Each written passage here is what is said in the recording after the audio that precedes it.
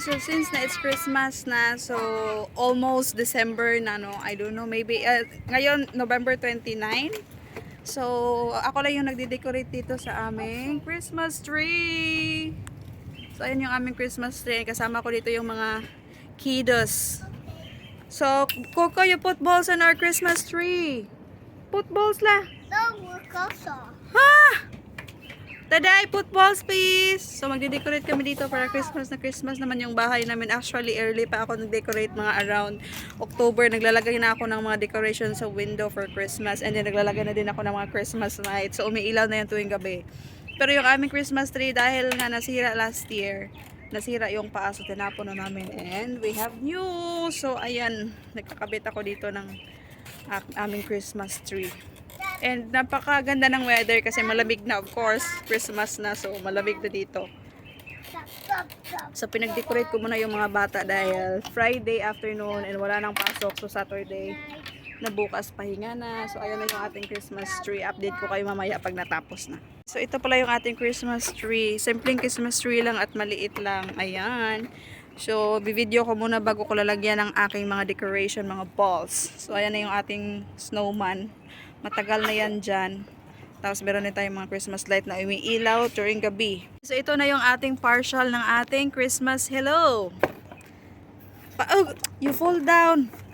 Partial ng ating Christmas decoration. Oh. Hi mga Mars! So ito na yung ating decoration. Naglagay tayo ng mga chart-chart dyan. Laglagyan ko pa yan ng rope. Hanap ako ng tali para hindi nagaganyan, para maging straight lang. So kung straight siya, ganyan yung itsura niya. And then yung ating Christmas tree. So yung ating snowman pala, ayan na. Tapos yung decoration namin magulo. Of course, kasama yung mga bata dyan sa pagde-decorate, kaya ganyan. And naglagay na din ako ng Christmas lights. Ayan, may mga Christmas lights na yan. And later iilaw na yan.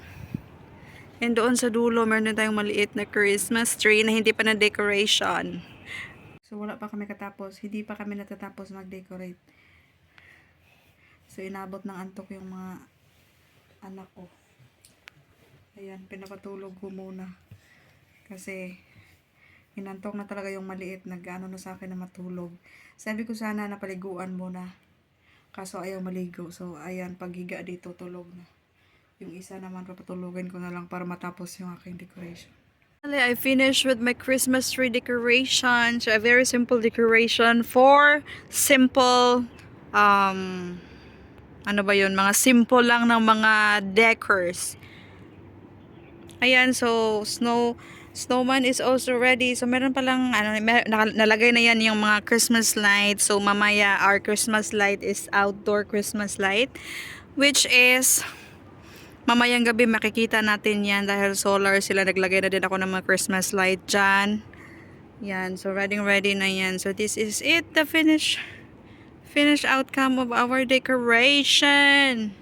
Merry Christmas! So, meron pang isang Christmas tree na maliit na kailangan kong i-decorate. So, mag-decorate muna ako.